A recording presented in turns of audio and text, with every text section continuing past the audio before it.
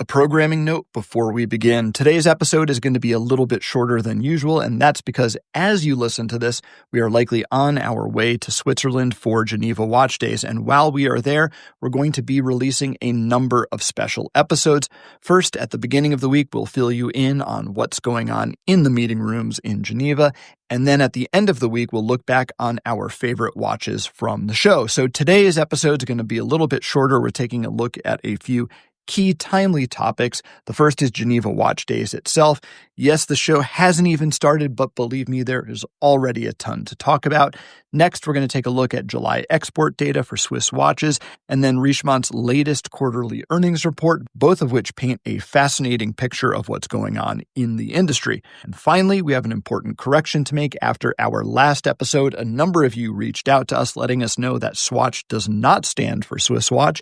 It actually stands for second watch. Who knew? And without any further ado, on with the show. This is Openwork, a look inside the watch industry, a podcast from Collective Horology. I'm Gabe Riley, co-founder of Collective. And I'm Asher Rapkin, co-founder of Collective. Collective Horology is an independent watch retailer based in Southern California. We carry a wide range of independent brands, including Singer Reimagined, Renault TCA, Fears, and more. To learn more about us and check out our available inventory, visit collectivehorology.com. Now, Singer Reimagined, Renault TCA, Fears, and more. More of them. They're all exhibiting at Geneva Watch Days. We're going to talk about Geneva Watch Days shortly. But those aren't the only things that are happening at collectivehorology.com. Asher, did you know that? There's more stuff happening on that website. I know because you've been messaging me incessantly on it about Slack. Would you like to tell everyone else, or should we just Slack the community? Yeah, so we just launched the Collective merch store. Now, we have gotten requests from people for merch for years for a number of reasons. In the past, we've done some limited edition merch, either in support of collaborative watches that we've done. So we've done things that have been tied to those projects. We've also done merch as like client gifts. So as a way of saying thanks to people for any number of reasons, we've developed some merch that's gotten out there into the world, whether those were hats or water bottles or things like that. And we've had people email, message us on Instagram and things like that, looking for the stuff. And then we've had people who listen to the podcast who have been saying, I want to find a way to support you guys. And of course, look, the podcast is free. It will always be free. We're not going to charge people to listen to this. We believe strongly in that. It's been a really helpful channel for us to be able to talk with you guys, and it's been very helpful to our business, and that's all that we can ask. But there are people who have said, look, I'd love to support you guys and ultimately buy a watch, but is there something else I can do? And the answer is, if there's another way in which you wanted to support us, you can do that through the merch store.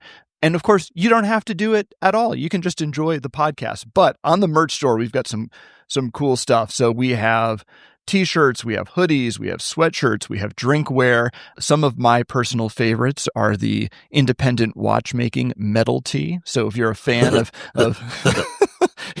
okay, if you're a fan of heavy metal T-shirts, that might be up your alley. And then we've also got the Horology University tee. So if you've ever seen the movie Animal House, college, you'll get the joke. And there's a bunch of other stuff. There's some Openwork swag on there as well, and there's some Collective merch and some cool colors. So if you're curious to check it out, it's collectivehorology.com/merch. On to the podcast, Asher.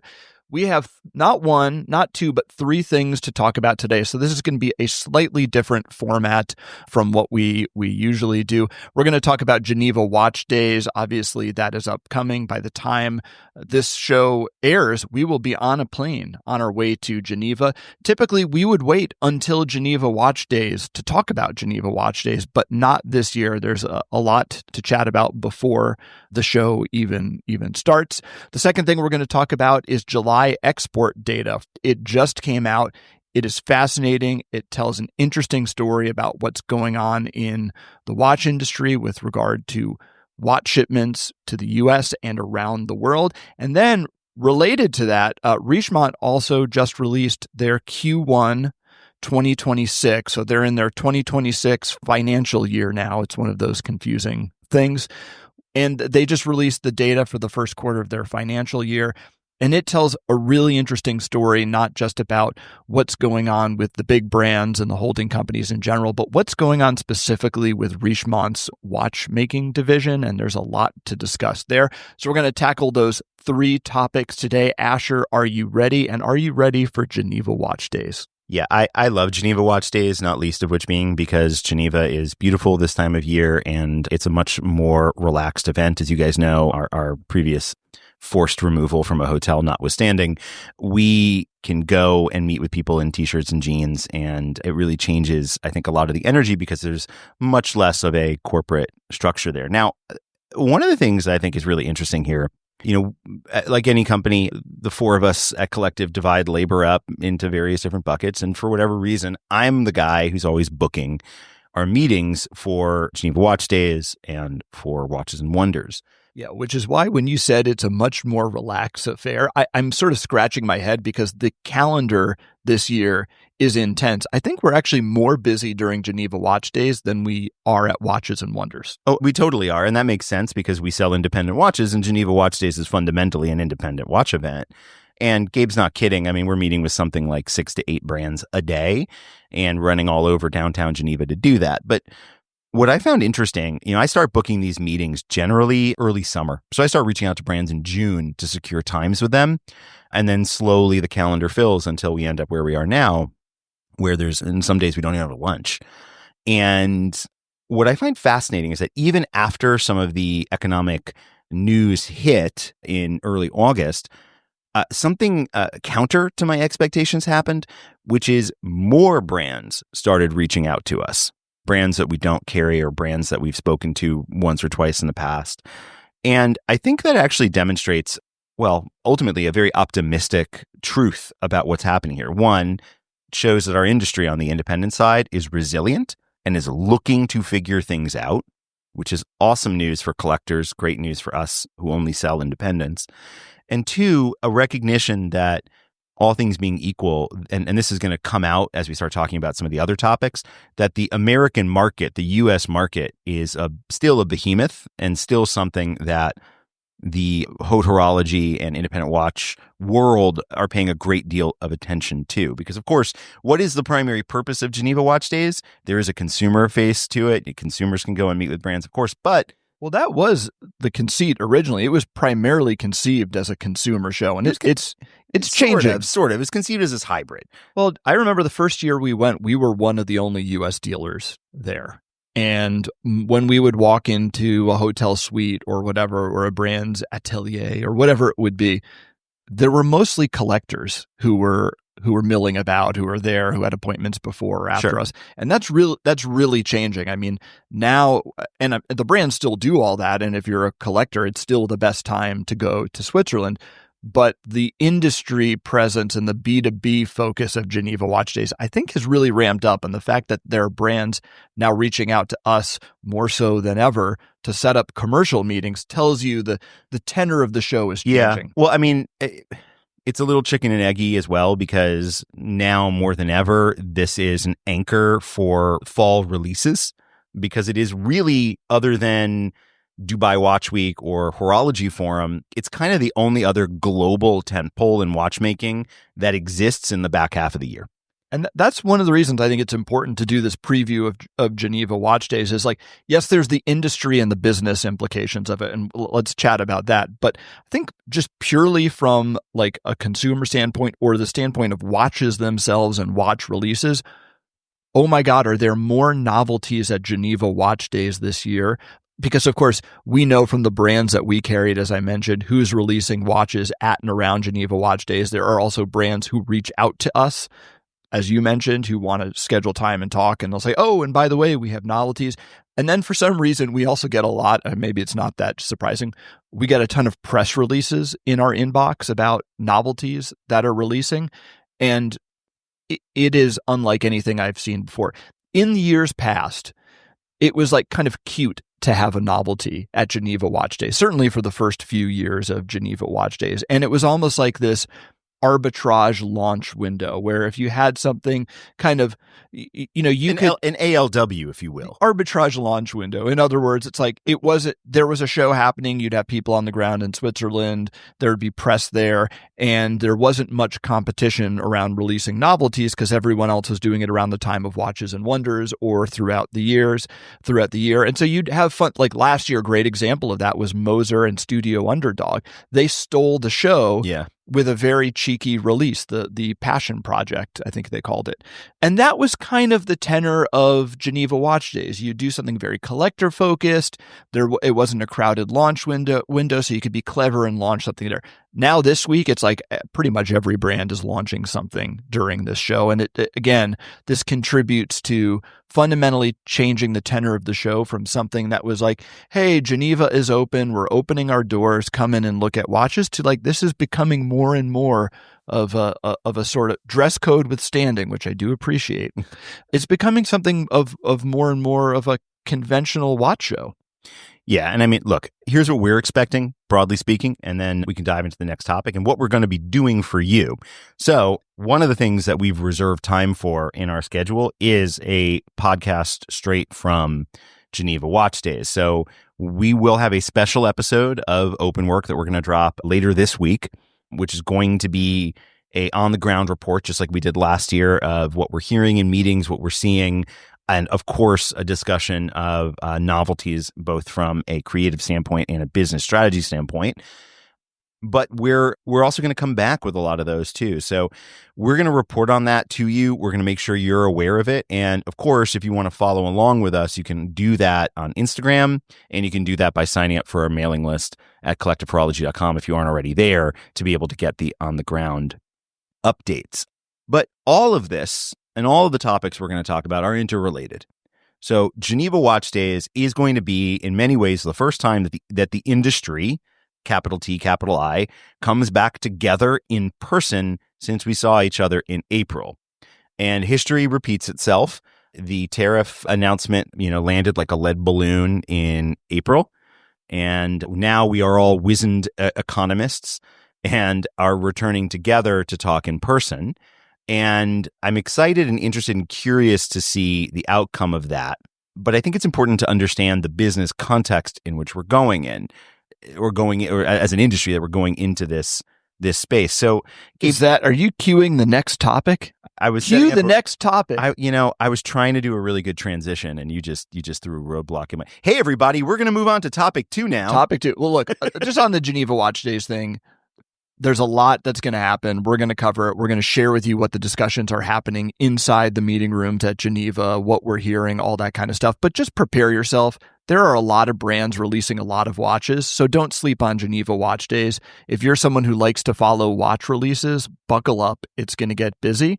Speaking of getting busy, here's my ham-handed Guys, this is how you transition. know we don't have a producer, because they would never let us get away with this kind of like tomfoolery. Well, I don't know about that. That's the charm of the podcast, man. But speaking about getting busy, I mean, we just got, as I mentioned, the July 2025 Swiss export data from the FH, which gives us some insight into what's going on with exports and sales of watches, wholesale watches from Switzerland into the industry. Does everyone know what the FH is? I have no idea. Why don't you tell us about it then, since I know you have it in front of you. Okay, yes. So the FH is the Federation of the Swiss watch industry.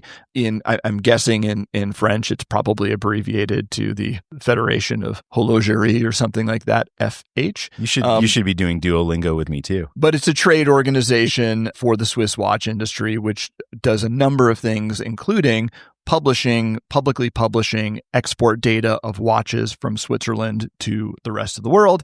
And we just got their July 2025 numbers, which are fascinating. They present a very interesting picture of what's going on with the industry. No one is going to be surprised to hear, as with April of 2025, in July of 2025, there was a huge spike in exports from Swiss watches. And by the way, July, typically there is a jump in watch exports because, as we've mentioned before, August is typically the watchmaker's holiday. So a lot of times brands are racing to get as much as they can out the door before they go on holiday because people are expecting orders, so on and so forth. And this year we saw about a 7% jump year over year. So compared to July of last year, 7% more in the way of exports this year, which maybe doesn't sound like much.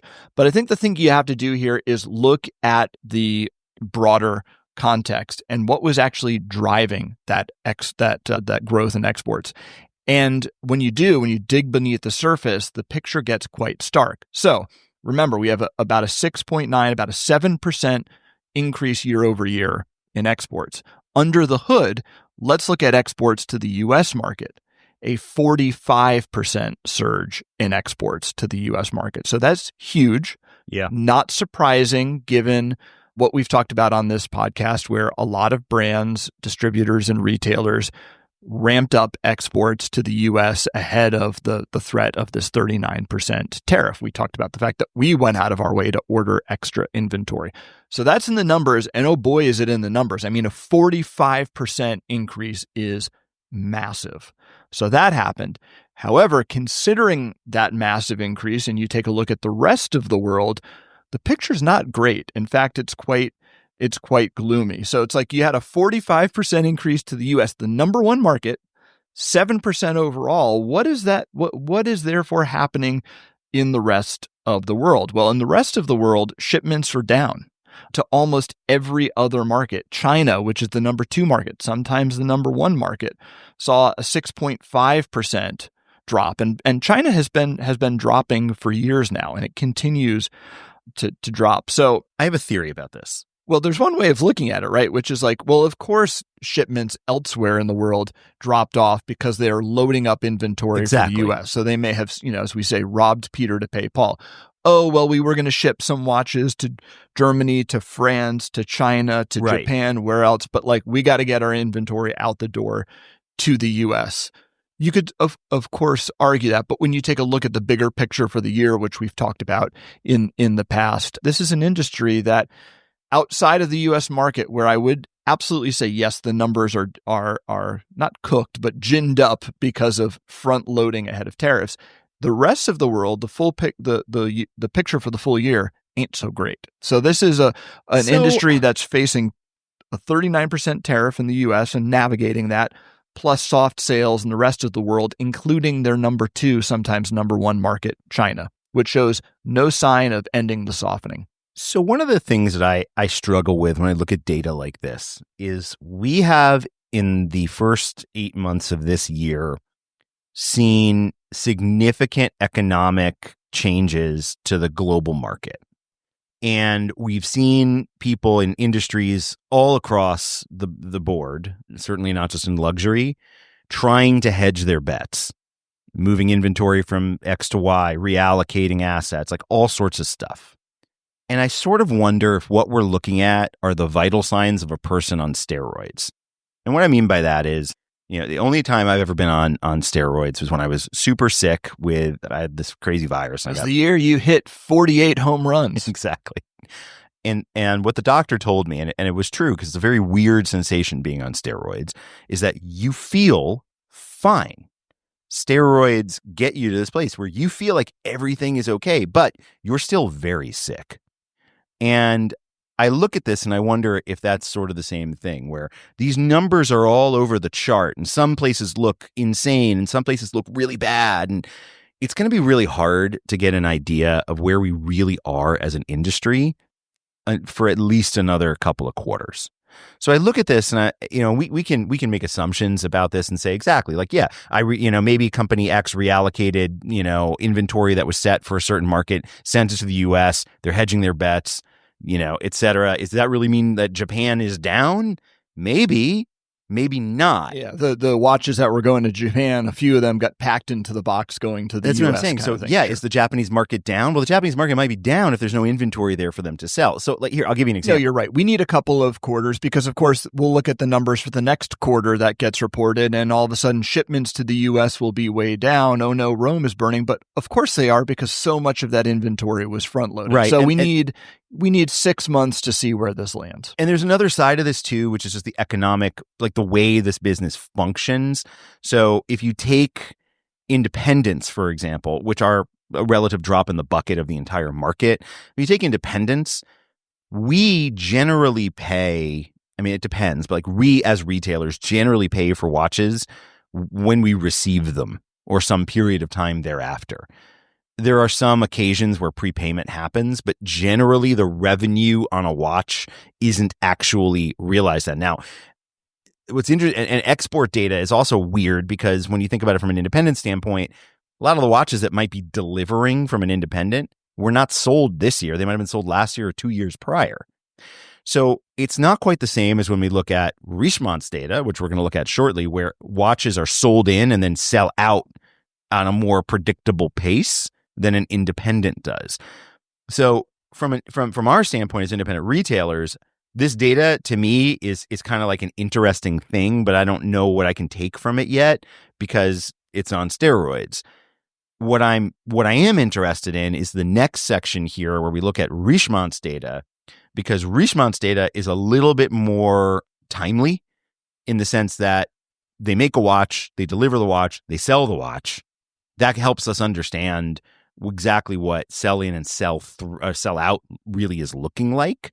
And that to me, like for example, if we saw that let's take Japan, and I don't think we have this level of granular data, but let's say for example that there were $1 billion of watches going to Japan, and there was $1 billion of sell through, that would be considered very successful because it's a complete sellout.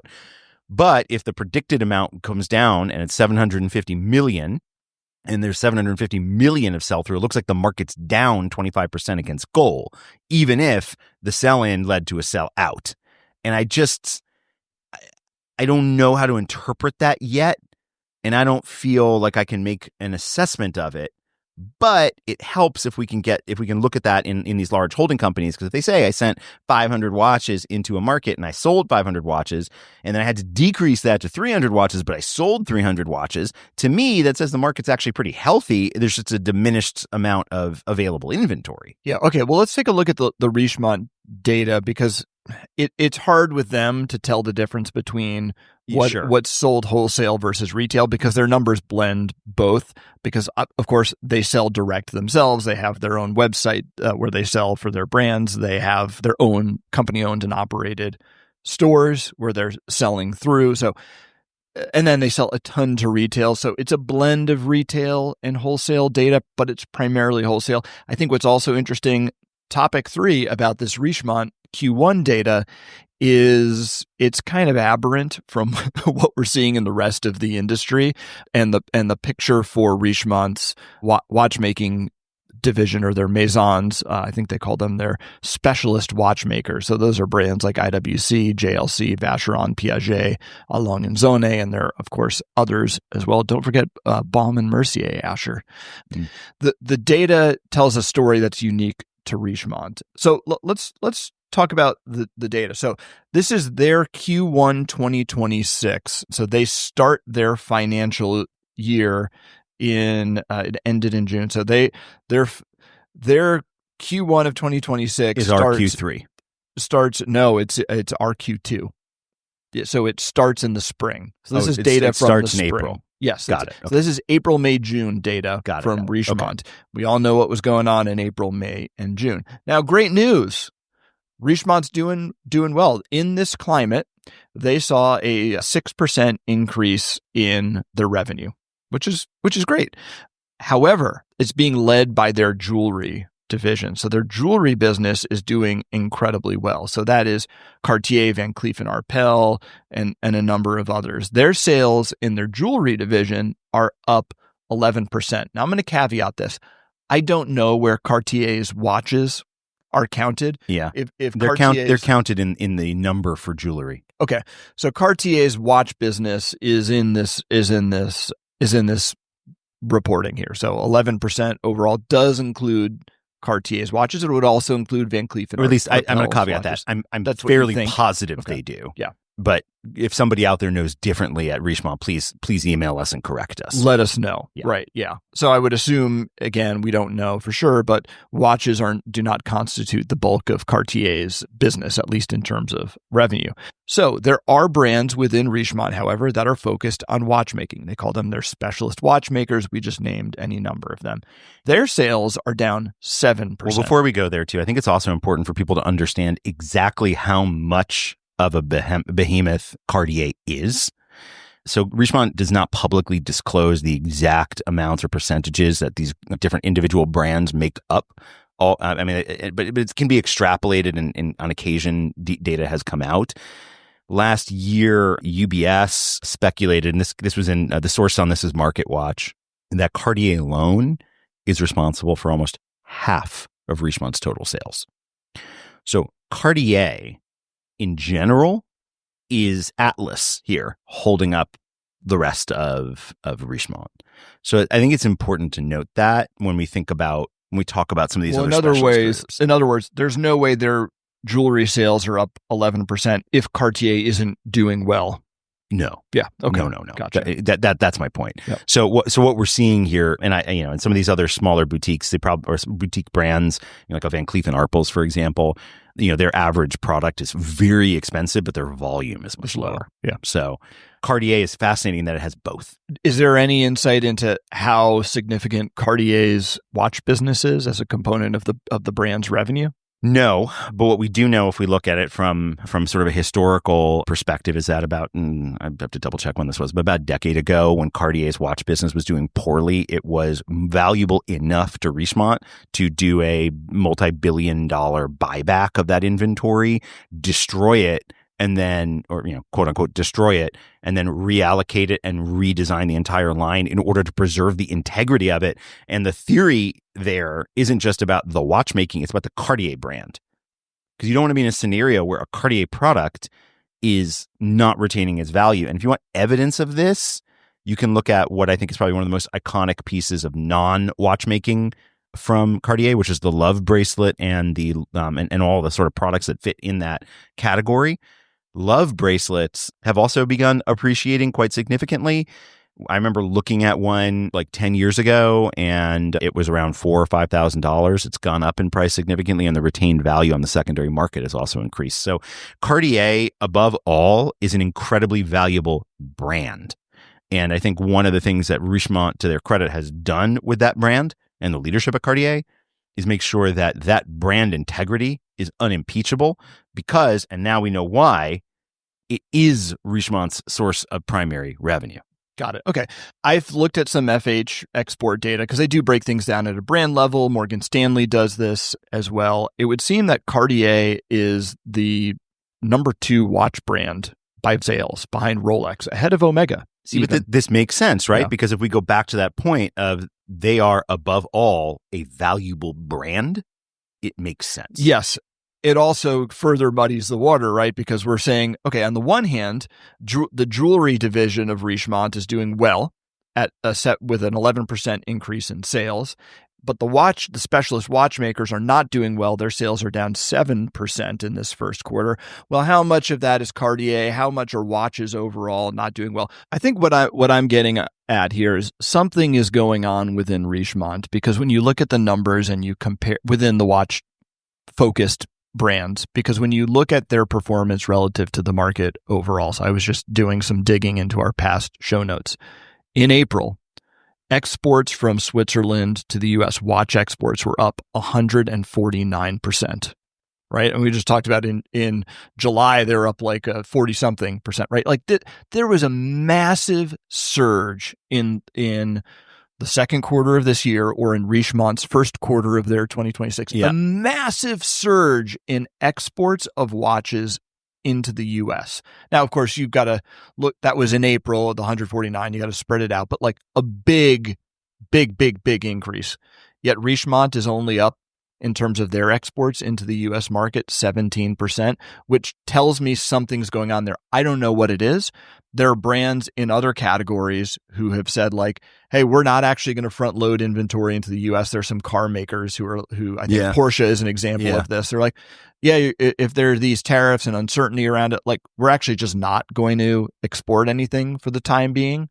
And that was a strategic decision they made. They have a unique business model and position in the market. Maybe that's what's going on at Richemont, where they're like, well, we're just going to take a wait and see approach. But the fact that they did that while everyone else is rushing to get as many watches as they possibly could into this market tells me something's going on there. I don't know what it is, but I think that's what stood out to me as interesting in these numbers.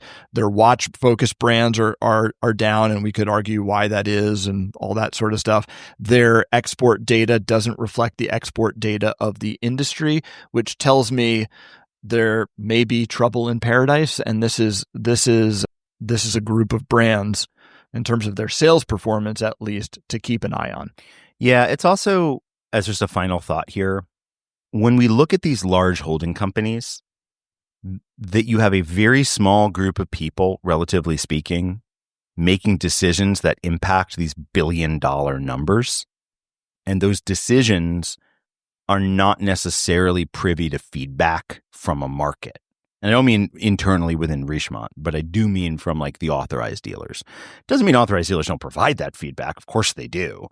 But in the end, Richemont's going to go do Richemont stuff. And yeah, I think by way of example, when we've been navigating the tariff stuff lately, we're on the phone every day with all the brands we work with, and it's a two-way discussion. When we talk to authorized retailers who sell or primarily sell large holding company brands, they're sort of surprised by that, and they're like, well, we're just waiting for corporate to tell us what's going to happen. Right. So I bring that up to say, and this is why I think it's critical for us to give this several quarters. Richemont is a gigantic corporation. LVMH is a gigantic corporation. Gigantic corporations are good at manipulating data to tell stories that they want to tell. And because they know that a lot of their retailers are married to them. If you're, for example, I know we're talking about Richemont, but if you're an Omega dealer, or if you're Richemont, if you're a Cartier dealer, that like you cannot extricate yourself from that revenue easily.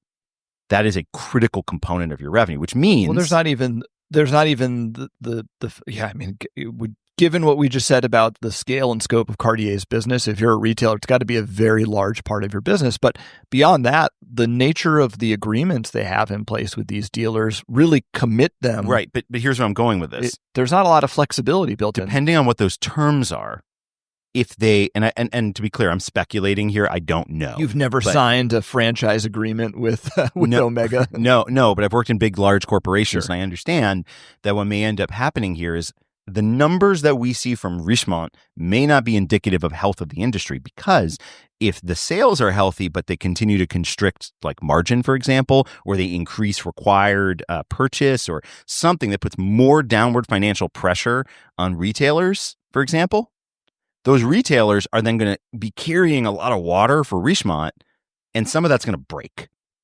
Now, that will not be obvious when you look at these top line numbers. But over the course of the next year, it will. Because over time, if it becomes simply unprofitable to sell certain products because of constrained resources, because remember, a lot, you know, when you're talking about Cartier and things like that, like Cartier is figuring out how to pay the import duties and then delivering a product to somebody through Richemont North America. But that money's coming from somewhere, and some of that's going to be coming from the dealers. And their net profitability will decrease, which means that they'll have less capital on hand, but probably be required to purchase the same amount of product, if not more. And there's only so much, like that's just math. At a certain point in time, that's just going to collapse for some people. And that will impact the overall health here, but we're not going to see that effect for like a year or more. So again, all of this data is interesting, and I'm curious about it. But I don't think we're going to get any actual insight out of it. Yeah, no, we're looking at it in real time, and your steroid point is a good one. And how this what the impacts of this data really are won't be clear for another 6 months to a year. You're absolutely right. But I do think it's worth noting, like, look, Geneva Watch Days, massive show this year, a ton of novelties coming. There are over 60 brands officially participating in that show. There are many. Really? Yeah, I counted on the website. Did the math. There are many more exhibiting. There are a ton of novelties, and there's going to be a lot of discussion about navigating the current environment in the U.S. around tariffs. That we'll have a lot to report there in terms of how those discussions are going, what we're hearing, how brands are approaching it. A lot of news there. There is a lot of action in the export market, a huge surge in April, another huge surge in July. And then there's what's going on with Richemont, which is running kind of counter to that industry story overall. But you're right, we don't know what that means yet. And as we get more data, not just from Richemont, but as these reports start to trickle in from other groups going forward, whether it's Swatch Group or LVMH, as much as we can understand about what's going on with the industry, we'll share that. We'll share what we see in the reporting, the quarterly reports we get from Watches of Switzerland. They're a publicly traded company. That will be interesting. This picture is going to start to come into broader focus. And of course, we will be there every step of the way to share that with you guys. So Asher, what do you think? Should we start packing our bags for Geneva and leave it there? Time to do my laundry. All right. Time to do your laundry and check your passport. Make sure it's not expired. That's a story for another time. Gabe, have you checked your passport? I certainly have. It's a lesson I learned the hard way, involving a stop in El Paso, Texas on the way to Geneva a few years ago. But enough about that. Thank you guys so much for listening. This, of course, is Openwork. It's a production of Collective Horology. You can find us online at collectivehorology.com, and to get in touch with your questions, your feedback, your suggestions, please continue sending those to us. They really make a difference. You can do that at podcast@collectivehorology.com.